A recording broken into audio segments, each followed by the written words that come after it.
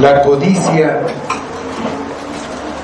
es la causa de todos los pecados. Codiciamos algo que no tenemos y para obtenerlo no nos importa muchas veces sobre qué pasamos para finalmente tenerlo. Esto es particularmente cierto y es lo que nosotros vemos con el dinero, con las cosas materiales. Y cuando alguien obtiene pues dinero de una manera no honesta, trata de ocultarlo. A veces hay que ocultarlo.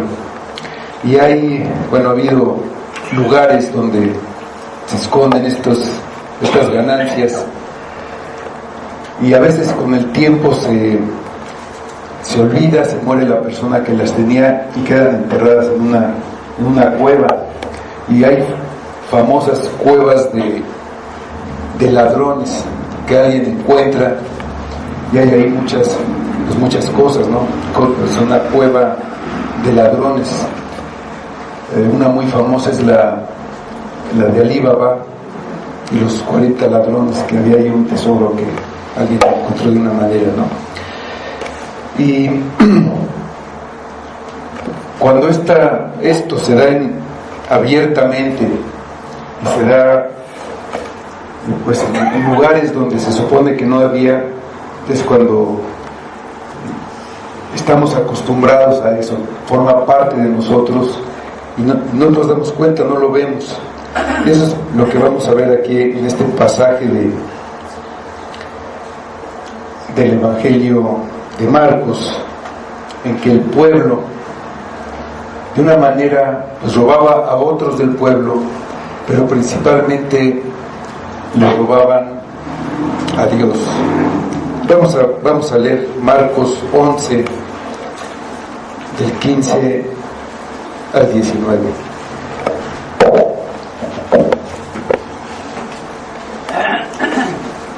Vinieron pues a Jerusalén, y entrando Jesús en el templo, comenzó a echar fuera a los que vendían y compraban en el templo, y volcó las mesas de los cambistas y las sillas de los que vendían palomas, y no consentía que nadie atravesase el templo llevando utensilio alguno.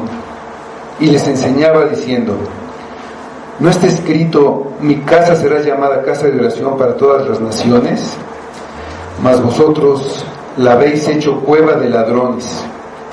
Y lo oyeron los escribas y los principales sacerdotes, y buscaban cómo matarle, porque le tenían miedo, por cuanto todo el pueblo estaba admirado de su doctrina. Pero al llegar la noche, Jesús salió de la ciudad. Vamos a ver. Señor, te damos nuevamente gracias por tu palabra, y te pedimos que obres en nosotros con tu Espíritu, por medio de ella, a través de ella, para que hables en nuestra vida, en nuestro corazón, y eso nos lleve más cerca de ti. Sin tu poder, sin tu gracia, Señor, esto no tiene ningún resultado, pero confiamos en tu misericordia y confiamos en la obra de Cristo en la cruz a favor de tus elegidos, para que tú hagas tu obra en este lugar, Señor, entre nosotros, entre tu iglesia, y pedimos que sea de acuerdo a tu voluntad y para tu gloria. En el nombre de Cristo, amén. Los discípulos y Jesús finalmente llegaron a la ciudad de Jerusalén en ese viaje que habían iniciado en Galilea, y cuando se encontraban muy cerca, Jesús mandó a 2 de sus discípulos por un pollino a una aldea que estaba enfrente. Se lo trajeron, montó en él, y así entró en la ciudad ante la algarabía de la multitud de peregrinos que lo acompañaban, y también de los habitantes de la ciudad, que sabían que Hacía muy poco tiempo él había resucitado a Lázaro en la vecina población de Betania. La mayoría pensaba que él iba a ocupar el trono de la nación judía ahí en la ciudad de Jerusalén muy pronto, pero él sabía que lo que le esperaba era la cruz. Sabía que el recibimiento que le daba una multitud era solamente por la esperanza de una victoria militar que los librara de los opresores romanos. Venía a instituir el reino de Dios, y solo dando su vida en rescate por muchos, poniéndose como el último, como el servidor de todos, sirviéndolos hasta el fin, dando su vida por ellos, es como él podría reinar en corazones rebeldes y pecadores. Eso significa que el reino no iba a ser establecido en ese momento como esperaba el pueblo, así de una manera pública y visible. Eso ocurriría hasta una segunda vez, en un regreso, pero ahora él ya reina en los corazones de los que creen y confían en él para la salvación. Ese reino está dentro de las personas, no es un reino físico como el que esperaban. A ellos los libra de la esclavitud, de la peor esclavitud que puede haber, no de la esclavitud de un pueblo cruel como los romanos, los libra de la esclavitud del pecado que mata, esclaviza y condena. El propósito de esta primera venida, entre otras cosas, era hacer un reconocimiento oficial como el rey en el corazón de la nación, el centro. Él fue al templo y estuvo mirando todas las cosas, estuvo observando lo que sucedía ahí, como haciendo una inspección. Lo que vio no fue de su agrado. No dijo nada en ese día, en ese momento, y como ya anochecía se fue a Betania con los 12 para pasar ahí la noche. Al día siguiente, cuando salieron de Betania, tuvo hambre, y viendo de lejos una higuera que estaba a la orilla del camino, fue a ver si encontraba en ella algo. Lo que buscaba eran algunos brotes comestibles que se encuentran en las higueras que aparecen antes de que salgan las hojas. Y esos brotes son los que crecen y después maduran y se convierten en higos. Si no hay esos brotes, no hay nada que pueda madurar, y significa que la planta no dará fruto. Como la planta ya tenía hojas, se podía esperar que tuviera algo para comer.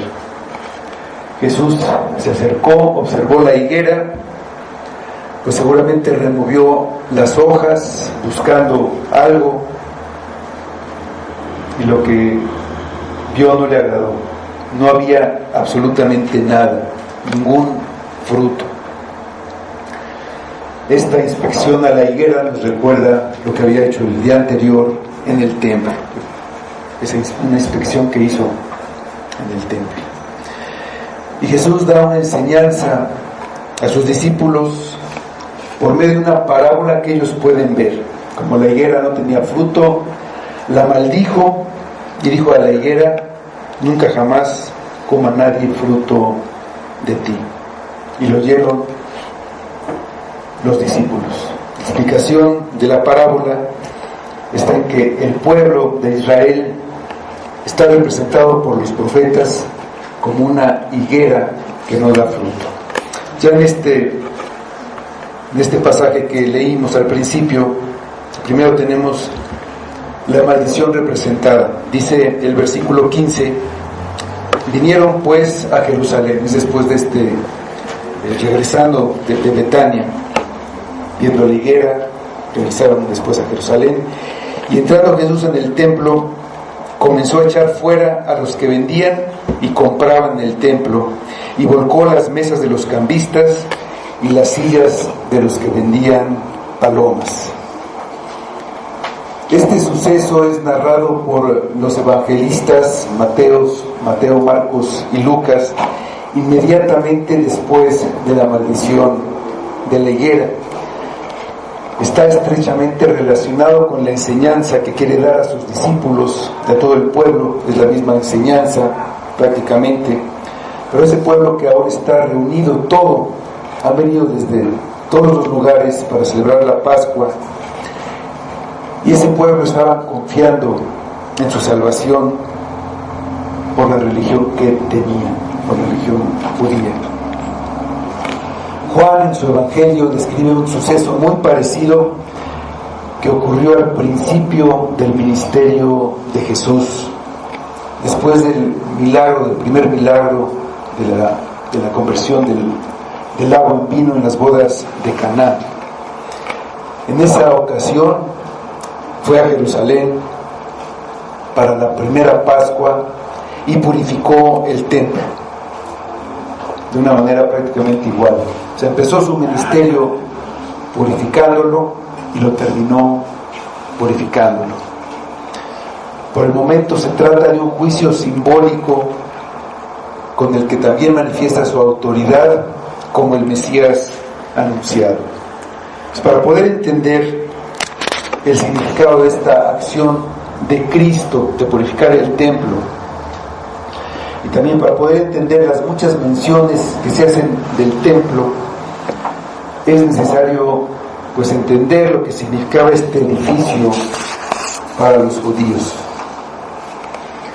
El antecedente del templo es el tabernáculo, que era en realidad un templo portátil que se iba moviendo y acompañó a los judíos en toda su travesía por el desierto. Simbolizaba la presencia de Dios entre ellos. Cuando finalmente llegaron a la tierra prometida y se establecieron ahí, el tabernáculo siguió entre ellos con esa misma función por bastante tiempo. Ya en la época de los reyes, el rey David tuvo el deseo de construir un templo o una casa para el Señor, pero el privilegio de construirlo no lo tuvo él, sino su hijo Salomón, porque Dios le dijo: tú no me construirás el templo porque has derramado mucha sangre. Dios quería que el templo lo construyera un hombre de paz.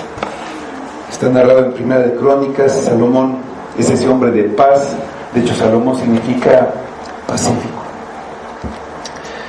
Cuando David, por medio del profeta Natán, le propuso a Dios construirle un templo, la respuesta de Dios fue: tú me haces de edificar casa donde yo more, más bien yo te construiré una casa a ti, la casa de David. Específicamente, no una casa literal, una casa como las que conocemos, de material, sino un reino hereditario. Esa es la casa de David, un trono eterno que señalaba a un descendiente de David, que no era ni su hijo Salomón ni ninguno de los reyes que vinieron después, sino el Mesías, el rey. Dios no necesitó ni necesita un templo. Permitió que se construyera como un símbolo de su presencia entre el pueblo, pero era algo temporal hasta que llegara el tiempo del cumplimiento de todas las promesas a David, cuando se estableciera ese descendiente, la casa de David, que reinaría para siempre. Entonces Salomón comenzó a construir lo que era el templo en el 4º año de su reinado y terminó 7 años después. Fue una construcción extraordinaria, magnífica para ese tiempo, con toda lujo, con toda calidad, de lo mejor que había. Usó madera de cedro y de ciprés de Líbano y piedra blanca que pues llegaba ya cortada a la medida para que no se usaran herramientas adentro del templo. El lugar santísimo y el altar estaban totalmente cubiertos de oro finísimo. Todo el mobiliario era de excelente calidad. Bueno, todo eso está descrito en los libros de Reyes y de Crónicas. Terminó entonces Salomón esta construcción y el templo fue saqueado y atacado varias veces a través de la historia. Bajo el reinado de Roboam, el hijo de Salomón, el rey de Egipto saqueó los tesoros del templo. Después el rey Asa tomó todo el oro y la plata que habían quedado y lo dio al rey de Siria para que lo ayudara en la guerra contra el rey de Israel, cuando ya se habían dividido el reino, ya había Judá e Israel. En varias ocasiones más los tesoros fueron saqueados. Bueno, obviamente cada vez se reponían, se volvían a hacer los utensilios de oro a veces y a veces ya de poco menor calidad. El templo también fue reparado varias veces y purificado, por ejemplo con el rey Josías. Finalmente los babilonios destruyeron completamente la ciudad de Jerusalén, incluyendo el magnífico templo que había construido Salomón. Al regreso del cautiverio de Babilonia, lo primero que se construyó fue un altar para el futuro templo. Empezaron a construir el templo, pero estuvo detenido por algunos años y se terminó 20 años después. Este templo que se hizo era muy inferior al que había hecho Salomón. Los más ancianos que habían visto ese primer templo lloraban al ver la diferencia.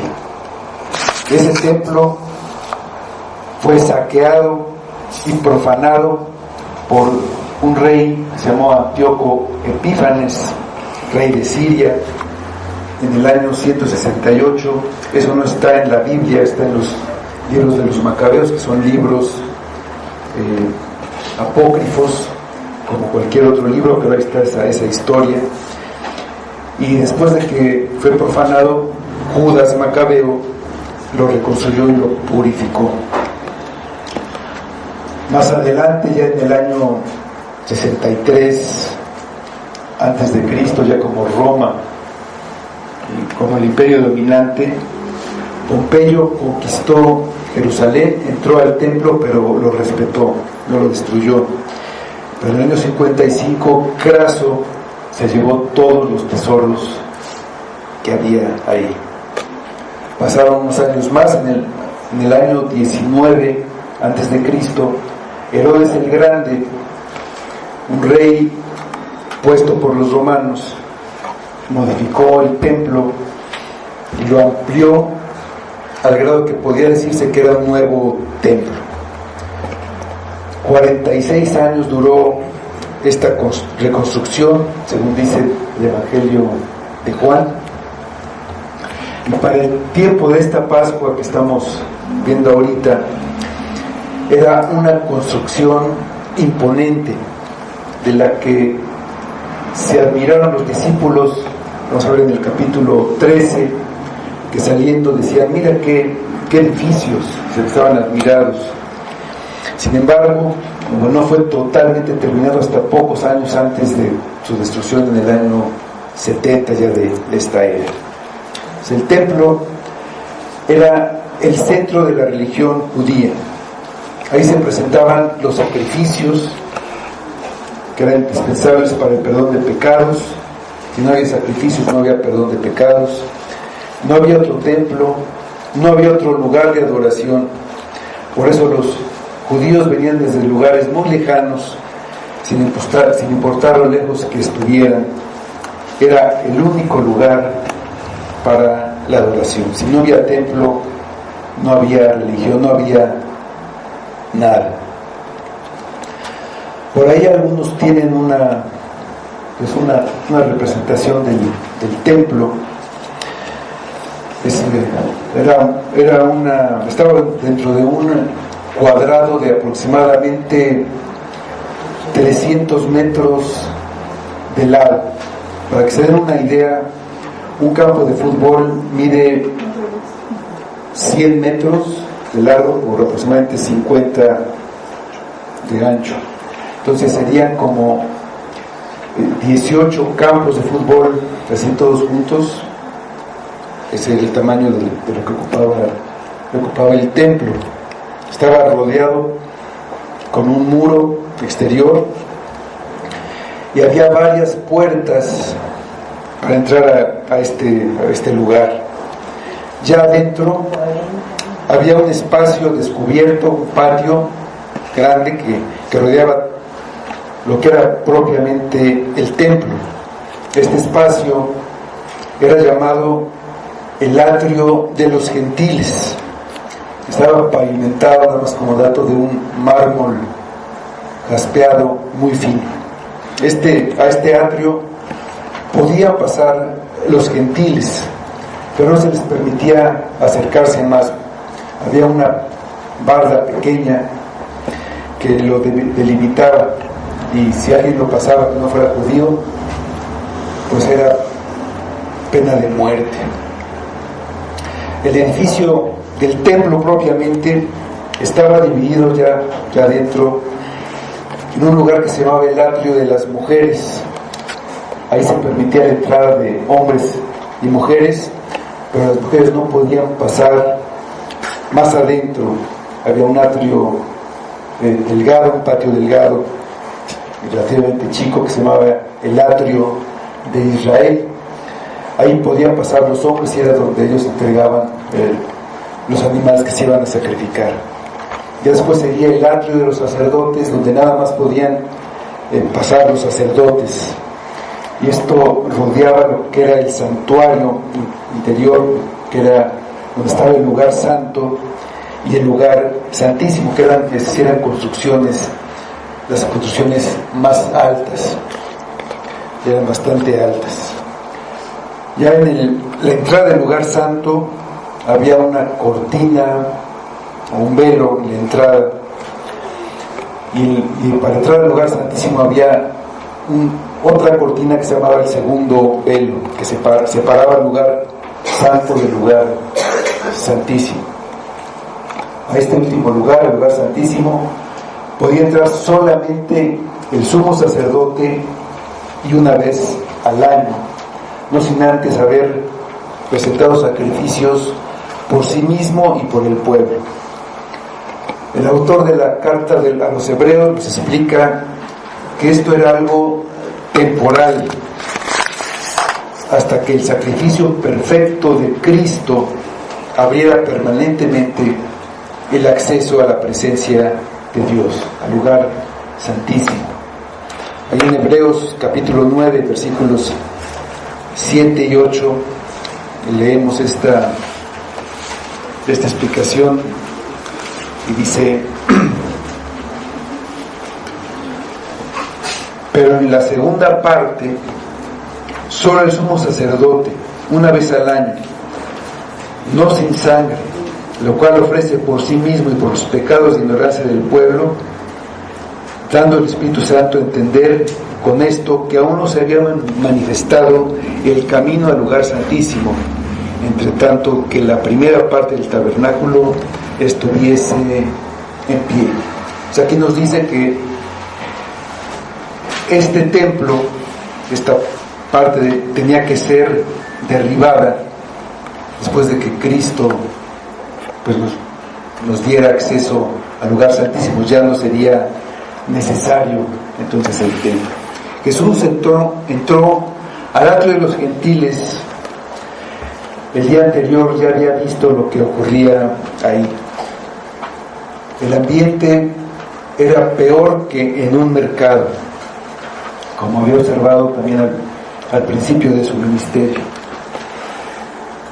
El atrio y el templo estaban siendo profanados, es decir, estaban siendo usados para fines profanos, para fines no sagrados, y estaban siendo usados para comerciar. En esa época, unos días de la Pascua, había muchos vendedores de animales, de bueyes, de ovejas y palomas, y vendían no tanto para la festividad de la Pascua. Los animales eran para ofrecer sacrificios y ofrendas en el templo. Las ovejas eran el animal más común, y las palomas eran para los que no tenían recursos, para los pobres. Los peregrinos acudían de todas partes y pagaban elevados precios por estos animales. Ellos podían llevar sus propios animales, pero algunos venían desde cientos de kilómetros, y si era ya complicado hacer el viaje como lo hacían a pie, pues trayendo ovejas que tenían que cuidar y alimentar, pues se volvía sumamente complicado. Además, los animales debían pasar por una inspección por los sacerdotes. Como eran para ofrecerse de sacrificio, no se les permitía tener ningún defecto. Si ellos llevaban un animal, pues corrían el riesgo de que les dijeran, pues no pasa, así como si fuera la verificación de los animales. En este caso de la verificación de los animales, pues no pasa, ¿no? Entonces, además del que llevaban, tenían que comprarlo, entonces preferían ya ir ahí, ¿no? Estaban también los cambistas. Muchos de estos judíos peregrinos venían del extranjero y pues traían monedas de las que se usaban en los lugares donde estaban, generalmente monedas romanas, y tenían que cambiar su moneda para poder pagar el impuesto de medio ciclo que se tenía que pagar ahí en el templo para todo mayor de 20 años. También para pagar las otras ofrendas, las ofrendas por el pecado, los ritos de purificación, y todo lo que se pagara en el templo tenía que ser pagado moneda, y ahí no se aceptaba otra moneda. Dice en Levítico: y todo lo que valorares será conforme al ciclo del santuario. El ciclo tiene 20 geras, así será esta moneda. Y esto lo aprovechaban los cambistas para hacer el cambio, pues con una ganancia exagerada. Todas estas personas que estaban aquí en el templo vendiendo y cambiando monedas habían comprado la concesión a los sacerdotes. Es una buena parte del dinero era para ellos. Eran Anás y Caifás. Estaban asociados con ellos, era un negocio. Aparentemente todo estaba de acuerdo a la ley, pero examinándolo más a fondo, no era así. El Señor lo había ilustrado por medio de la maldición a la higuera estéril. Esa abundancia de hojas, esa abundancia de aparente religiosidad, solo servía para esconder la falta de fruto verdadero, la falta de una relación verdadera con Dios. A los sacerdotes les tenía sin cuidado tanto abuso. Ellos se consideraban justos y lo único que estaban esperando era al Mesías para que acabara con sus enemigos. pero no por otra cosa, sino porque les quitaban una parte de sus ganancias cobrándoles impuestos. Entró Jesús al templo y comenzó a echar fuera, dice el pasaje, a los que compraban y a los que vendían. Y surge una pregunta: ¿por qué a los que compraban también? Pues ¿por qué también reciben una dura reprensión? Ya que pues, ellos más bien eran víctimas del sistema de corrupción que se vivía en el templo. La respuesta es que ellos participaban de la corrupción, la aceptaban, se habían acostumbrado a ella y al no oponerse la fomentaban, eran insensibles a ella. Y en esto hay algo para nosotros. Cuando una persona no está acostumbrada al sol, bueno, algunos que no son muy morenos, cuando se exponen más de unos minutos, pues hay varios efectos. Primero se pone uno rojo, la piel arde y hasta pueden salir ampollas. Pero poco a poco, al exponerse repetidamente a esto, se va uno curtiendo.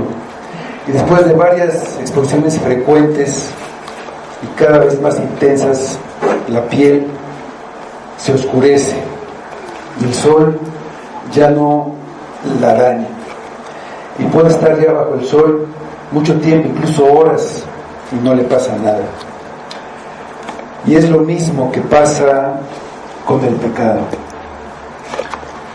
Al principio nos causa pesar, nos causa temor y repugnancia, pero seguimos exponiéndonos a él y lo vamos tolerando.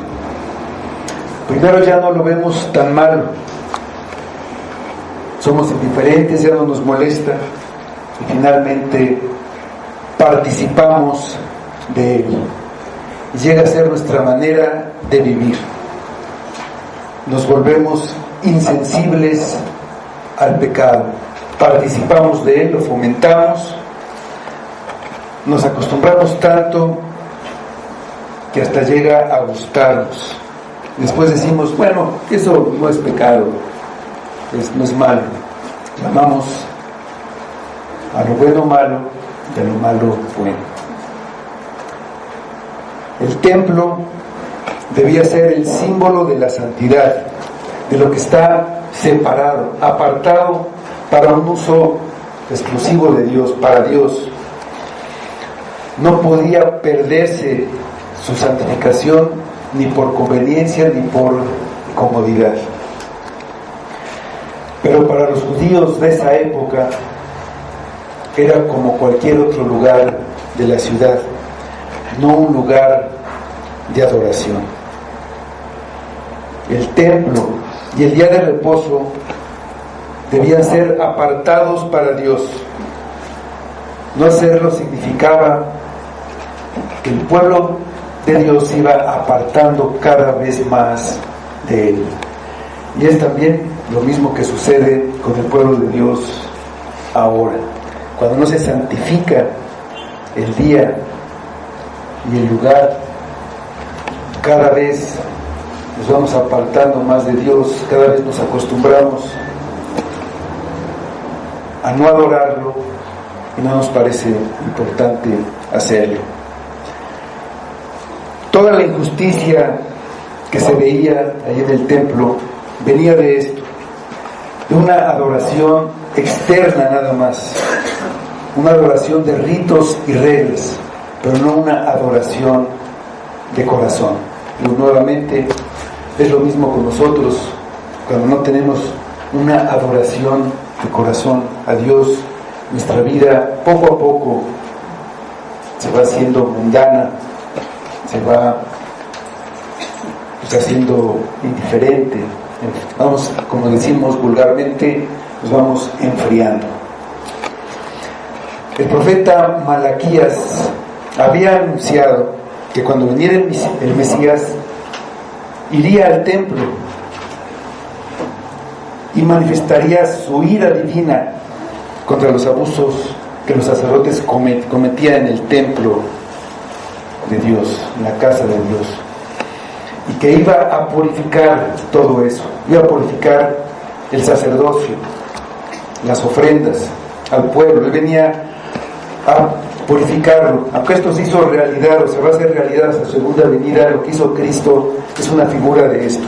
Vamos a Malaquías capítulo 3, versículos 1 a 4.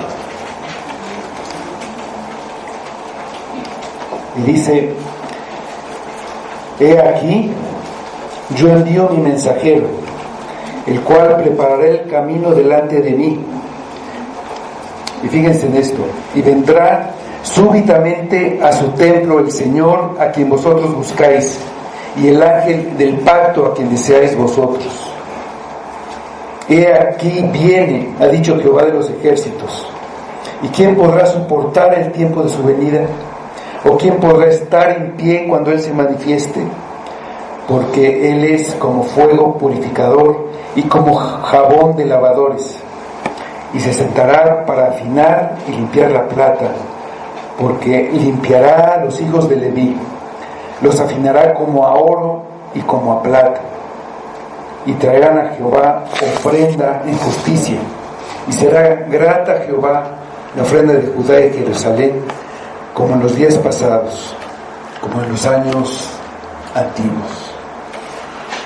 Esa adoración verdadera que alguna vez se dio, se perdió, y a veces la estamos perdiendo ahora, pero cuando venga Cristo va a purificar y volverá a ser grato como en los años antiguos. Jesús venía a revelar al Padre, por lo que no es extraño que aquí haya manifestado su indignación, expulsando a todos los que participaban en el detestable negocio. Volcaba las mesas de los cambistas y las sillas de los vendedores de palomas. Estaba manifestando la ira de Dios por el desprecio a su adoración. El Evangelio de Juan dice que en la primera purificación que hizo del templo, sus discípulos se acordaron que en los Salmos está escrito: porque me consumió el celo de tu casa. Cristo es el Señor de todo, el Señor del día de reposo y también el Señor del templo. Todo es por su causa, todo es de Él y para Él. Nos dice Mateo 12, versículos 5 y 6, cuando le reclamaron por el día de reposo, que no era respetado por los discípulos, dice: ¿o no habéis leído en la ley cómo en el día de reposo los sacerdotes en el templo profanan el día de reposo y son sin culpa? Pues os digo que uno mayor que el templo está aquí. Cristo es mayor que el templo. Cristo, el templo es una figura muy inferior a Cristo. Dice el versículo 16: y no consentía que nadie atravesase el templo llevando utensilio alguno. Había varias puertas en este muro que rodeaban al templo, de manera que se hacía muy fácil entrar por una puerta y salir por otra que estaba en el otro extremo, para evitar darle toda la vuelta, dar un rodeo para ir a otro lugar. O sea, el templo era usado como un atajo para cortar camino.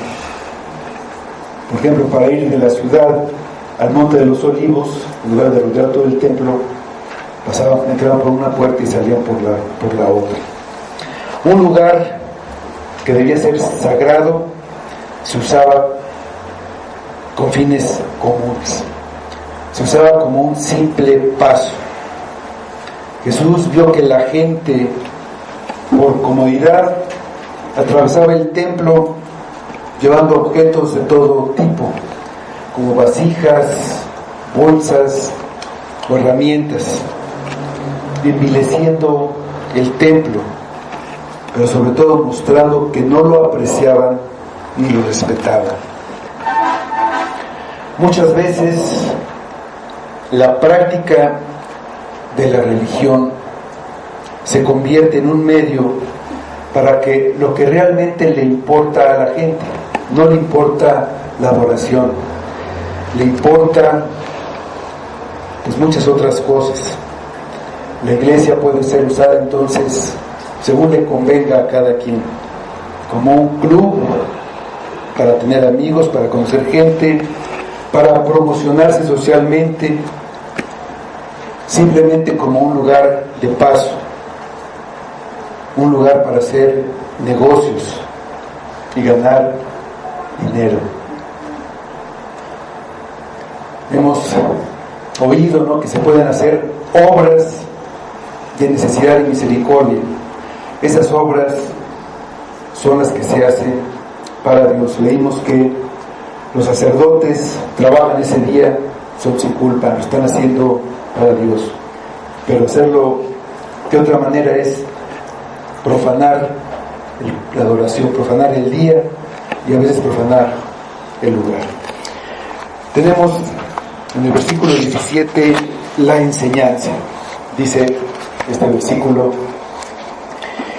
y les enseñaba diciendo, no está escrito, mi casa será llamada casa de oración para todas las naciones, mas vosotros la habéis hecho cueva de ladrones. No bastaba hacer una limpieza y un acto de desagravio. El pueblo necesitaba enseñanza. El pueblo siempre necesita enseñanza. Mi pueblo pereció por falta de conocimiento, dice el profeta. Esta enseñanza era para que entendieran, para que reaccionaran, para que dejaran una falsa adoración, para que recordaran lo que debían saber. Siglos después de la profecía de Malaquías, las cosas no habían cambiado. La profecía se estaba cumpliendo. El Señor había aparecido súbitamente en el templo para purificarlo. La reprensión de Jesús se basa en lo que ellos tenían escritos en la ley y en los profetas. Por eso les dice, no está escrito. Y otra vez vemos que lo que estaba escrito, aunque tenían las escrituras, si algo no era de su agrado, pues simplemente lo ignoraban. Aquí Jesús cita dos profecías. La primera cita es de Isaías: porque mi casa será llamada casa de oración para todos los pueblos. Vamos a ver todo lo que dijo Isaías. Esa parte está al final de lo que dijo en Isaías 55, en los versículos 6 y 7. Esta es la última parte del versículo 7, porque mi casa será llamada casa de oración para todos los pueblos. Pero dice así todo el pasaje. Dice: y a los hijos de los extranjeros que sigan a Jehová para servirle y que amen el nombre de Jehová para ser sus siervos, a todos los que guarden el día de reposo para no profanarlo y abracen mi pacto, yo los llevaré a mi santo monte y los recrearé en mi casa de oración. Sus holocaustos y sus sacrificios serán aceptos sobre mi altar, porque mi casa será llamada casa de oración para todos los pueblos. Realmente vemos que el plan no era para los judíos exclusivamente, era para todos los pueblos, para todas las naciones. En el templo debían ser recibidos los gentiles que creyeran y adoraran a Dios verdaderamente. Uno de los pecados de los sacerdotes de Israel era el exclusivismo judío. Se consideraban el pueblo de Dios por ser descendientes físicos de Abraham. Habían perdido de vista que debían ser bendición para todas las naciones. No tenían ningún interés ni preocupación por aquellos que no conocían a Dios. Yo también, para nosotros, a veces no tenemos interés por aquellos perdidos. No nos interesan las misiones, no nos interesan otros. Nada más nosotros que ya estamos aquí, somos el pueblo de Dios. El área del templo dedicada a los gentiles, el atrio de los gentiles, la habían convertido en un mercado de animales y monedas. Ellos confiaban en el templo, creían que por tener el templo a su ciudad no le pasaría nada. Pensaban que Dios estaba obligado a proteger el lugar de su adoración. Habían pensado, a pesar de que cuando el primer templo fue completamente destruido, pero estaban pensando que ellos estaban a salvo por lo que tenemos. Y entonces es la segunda cita, es del profeta Jeremías, es Jeremías capítulo 7, con los versículos 4 a 11. Jeremías 7, versículos 4 a 11. Dice: no fiéis en palabra de mentira diciendo: templo de Jehová, templo de Jehová, templo de Jehová es este.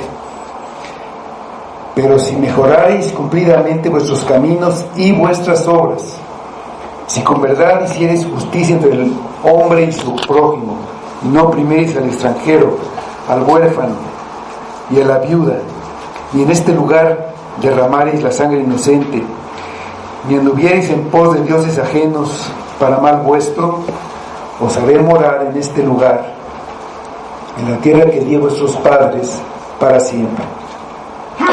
He aquí, vosotros confiáis en palabra de mentira, que no aprovechan, hurtando, matando, adulterando, jurando en vano, incensando a Baal y andando tras dioses extraños que no conocisteis. Vendréis y os pondréis delante de mí en esta casa sobre la cual es invocado mi nombre, y diréis: librados somos para seguir haciendo todas estas abominaciones. Ahí está, es cueva de ladrones delante de vuestros ojos esta casa sobre la cual es invocado mi nombre. He aquí que también yo lo veo, dice Jehová. El profeta Malaquías, en su profecía en la última parte, decía que los judíos le habían robado a Dios. Dios dice: ¿en qué te hemos robado? Nosotros no te hemos robado. Le habían robado en la adoración que se le debe a Él. Le habían robado, dice también, en no darle las ofrendas que le correspondían. Le robaban a Dios, una cueva de ladrones, y eso lo hacían en el templo. En el tiempo de Jeremías, los abusos y la maldad, ahí leímos, orando en falso, adulterando, matando, hurtando, eran muy grandes. Y Jeremías dijo esta profecía frente al templo. En el tiempo de Cristo, los abusos seguían. La injusticia contra la viuda, contra el pobre, contra el extranjero y contra aquellos, contra los enfermos, contra los leprosos, contra los paralíticos, que los consideraban culpables, pecadores, bajo el juicio de Dios, y por eso los trataban mal, que eso merecían. La corrupción era un escándalo. Pero Jesús no se detiene en estas injusticias, se dirige concretamente a denunciar las faltas en la adoración. Cuando Dios es el centro de las vidas y se le adora de todo corazón, automáticamente viene una santificación en la vida de las personas, y los demás pecados poco a poco irán desapareciendo. Jeremías había dicho: no se fíen en palabras de mentiras, diciendo templo de Jehová es esto. ¿Es una cueva de ladrones? En el camino para llegar a Jerusalén había ladrones, vemos esto frecuentemente, y estos ladrones se escondían en cuevas, y ahí también escondían el botín que obtenían. Los que estaban en el templo, los que estaban vendiendo, los que estaban cambiando, los sacerdotes estaban robando a los viajeros, igual que hacían los ladrones de los caminos, pero eran peores, porque ellos eran ladrones con permiso y con el apoyo de las autoridades religiosas. Tenemos por último la reacción religiosa. Dice los versículos 18 y 19: y lo oyeron los escribas y los principales sacerdotes, y buscaban cómo matarle, porque le tenían miedo, por cuanto todo el pueblo estaba admirado de su doctrina. Pero al llegar la noche, Jesús salió de la ciudad. La reacción de los principales sacerdotes y de los escribas fue de enojo, fue de rencor. Los había denunciado delante del pueblo, afectando su prestigio y su credibilidad, pero sobre todo les había pegado donde más les dolía, en sus bolsillos, y ahora tenían un motivo más para matarlo, y que buscaban la manera de hacerlo. Lo que los detenía era el miedo. Había dos motivos principales de este miedo que tenían los sacerdotes. El primero era el entusiasmo y los gritos de hosana de la multitud del día anterior, y el segundo era la admiración que había por las enseñanzas y la doctrina de Jesús entre el pueblo. Sus enseñanzas eran poderosas. Las autoridades tenían alguna reacción violenta o enfrentamientos si hacían algo a Jesús, y eso podría causar la intervención de los romanos. Al llegar la noche, Jesús salió de la ciudad. Él iba a ser entregado el día de la Pascua, porque Él es el Cordero de Dios que quita el pecado del mundo. En la primera ocasión que purificó el templo, dice Juan que los judíos le dijeron: ya que haces esto, ¿qué señal haces? ¿Con qué autoridad lo haces? Dinos por qué. Respondió Jesús y les dijo: destruid este templo y en 3 días lo levantaré. Dijeron luego los judíos: en 46 años fue edificado este templo, y tú en 3 días lo levantarás. Mas él hablaba del templo de su cuerpo. Por tanto, cuando resucitó de entre los muertos, sus discípulos se acordaron que había dicho esto, y creyeron la escritura y la palabra que Jesús había dicho. De Juan 2, del 19 al 22. Pero esto nos aclara el sentido de la purificación del templo para nosotros. El templo significaba la presencia de Dios entre su pueblo. Y Dios ahí estaba, realmente. La gloria de Dios llenó el tabernáculo y llenó el templo.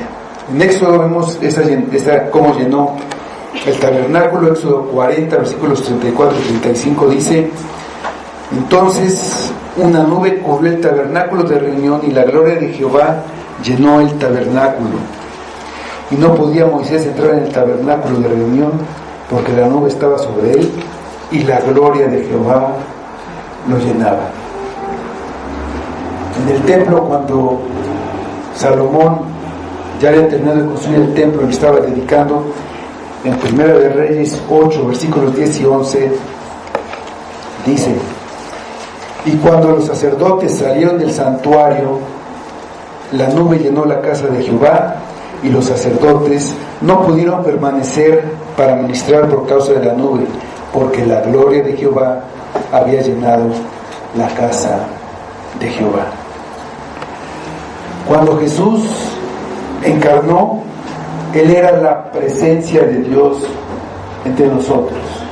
Él es la presencia de Dios entre su pueblo. Dice primero de Juan, el Evangelio de Juan 1:14: y aquel verbo fue hecho carne y habitó entre nosotros. Y dice: y vimos su gloria. Vimos su gloria. Vemos la gloria de Dios cuando vemos a Cristo. Gloria como del unigénito del Padre, lleno de gracia y de verdad. Su cuerpo era el templo que fue destruido cuando murió en la cruz, y Él lo reconstruyó en 3 días en su resurrección. El templo para nosotros no es un lugar físico. Y Jesús en el Evangelio de Juan habló con una mujer samaritana. La mujer samaritana le dijo: nuestros padres adoraron en este monte, y vosotros decís que en Jerusalén es el lugar donde se debe adorar. Jesús le dijo: mujer, créeme que la hora viene cuando ni en este monte ni en Jerusalén adoraréis al Padre. Vosotros adoráis lo que no sabéis, nosotros adoramos lo que sabemos, porque la salvación viene de los judíos. Mas la hora viene, y ahora es, cuando los verdaderos adoradores adorarán al Padre en espíritu y en verdad, porque también el Padre tales adoradores busca que le adoren. Dios es espíritu, y los que le adoran en espíritu y en verdad es necesario que le adoren. Ahora, la presencia de Dios con su pueblo, entre su pueblo, está en la iglesia, no en otra parte. Dice Colosenses 1:18: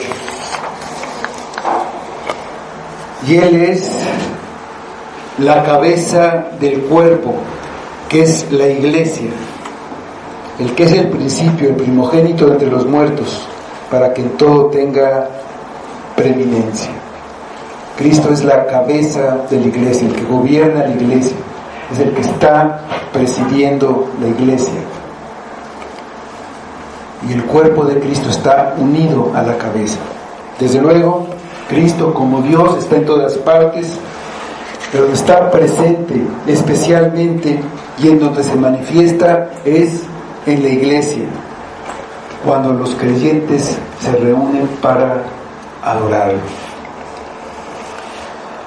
Tenemos un pasaje en Mateo 18, los versículos de 7 a 20, que dice: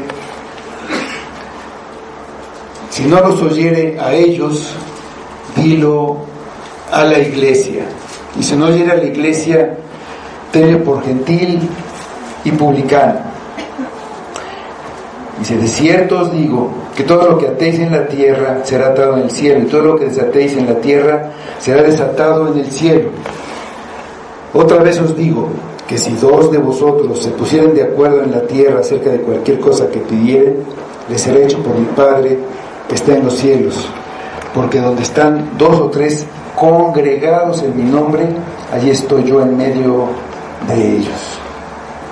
El contexto es la iglesia. Dice, congregados en mi nombre.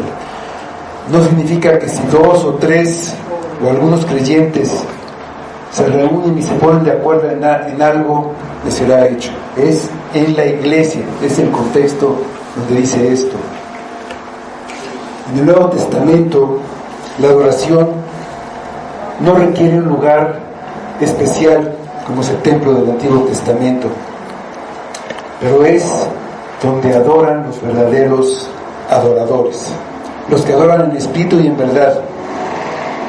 Pero no cambia que nuestra conducta como adoradores debe de ser de acuerdo a lo que Dios pide, en reverencia, en humildad, en gozo y gratitud. Veamos cómo nos comportamos en la iglesia, cómo adoramos. La adoración que Dios manda en su día, el día del Señor, el día domingo, un día que Él santificó y lo apartó para Él. Y podemos pensar que nosotros no le estamos robando a Dios. Estamos robando la adoración que merece, que pide. ¿Qué es para ti el día domingo? ¿Y qué es la iglesia? ¿Vienes nada más de paso porque después vas a ir a otro lugar? ¿Vienes para cumplir? ¿Vienes a un club que vienes cuando quieres o cuando puedes, cuando tienes tiempo, si no hay algo más importante que hacer? ¿Vienes para hacer un negocio? ¿Anhelas estar aquí? Nada más es cumplir porque tienes que hacerlo. Dijo el salmista, porque mejor es un día en tus atrios que 1000 fuera de ellos. Escogería antes estar a la puerta de la casa de mi Dios que habitar en las moradas de maldad. Salmo 84, 10. ¿Qué diría Cristo si viniera súbitamente y viera lo que hacemos y cómo lo hacemos? ¿No debemos purificar nuestra adoración antes de que seamos reprendidos por Cristo?